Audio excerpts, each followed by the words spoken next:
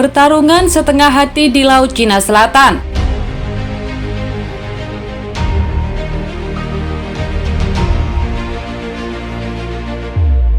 Halo Sobat Pena, jangan lupa klik tombol subscribe dan nyalakan tombol lonceng agar tidak ketinggalan video-video terbaru dari Pena Militer.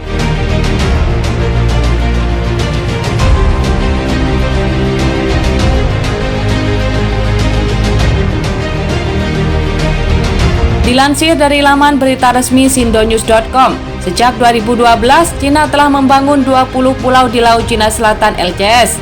Kehadiran Cina di Laut Cina Selatan pun telah mengkhawatirkan Amerika Serikat dan negara-negara di Asia Tenggara. Saat ini Cina bisa dikatakan bisa menguasai seluruh LCS. Apalagi Beijing menggunakan pendekatan kampanye, pembangunan pulau dan penggunaan kapal non-perang. Strategi cerdik itu menunjukkan Beijing paham mereka tidak ingin konfrontasi militer, mereka hanya ingin unjuk kekuatan. Beijing telah membangun sedikitnya 20 pos pemeriksaan di Kepulauan Paracel dan 7 di Spratly.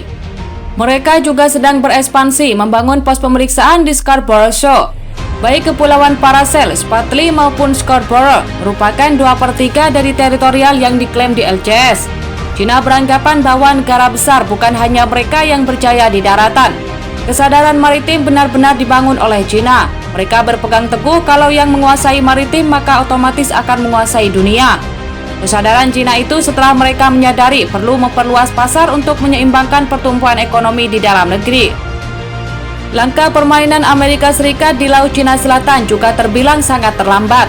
Washington mengabaikan kehadiran Beijing di banyak pulau buatan. Sedangkan Amerika Serikat hanya mengandalkan kapal perang yang berlalu lalang di LCS hanya untuk operasi kebebasan navigasi.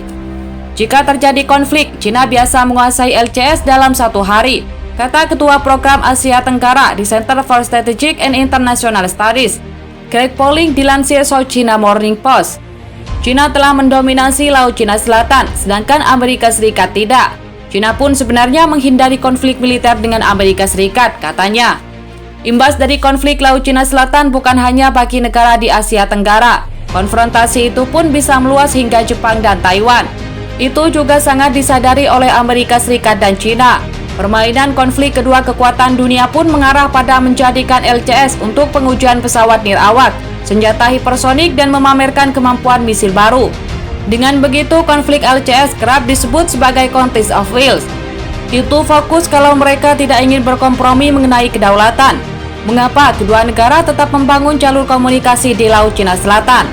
Keduanya hanya ingin menunjukkan keinginan mereka, tetapi tidak mau meningkatkan status konfliknya. Militer Amerika Serikat pun mempublikasikan operasi mereka seperti kondisi normal, kata Colin Koh, pakar keamanan maritim dari Nanyang Technological University di Singapura. Amerika Serikat hanya ingin memperkuat komunikasi strategis untuk meraih dukungan komunitas internasional, katanya. Cina pun tetap selalu siaga dan waspada, sedangkan Amerika Serikat tetap mengimbau aliansinya untuk membantu melawan Cina di Laut Cina Selatan. Itu dibuktikan dengan banyak kapal perang Amerika Serikat dan Inggris kerap berlayar ke Laut Cina Selatan. Konflik setengah hati pun bisa disebut untuk menggambarkan pertarungan Amerika Serikat dan Cina di Laut Cina Selatan. Amerika Serikat menolak klaim Cina yang ingin menguasai sebagian besar kawasan Laut Cina Selatan, Senin 13 Juli waktu lokal.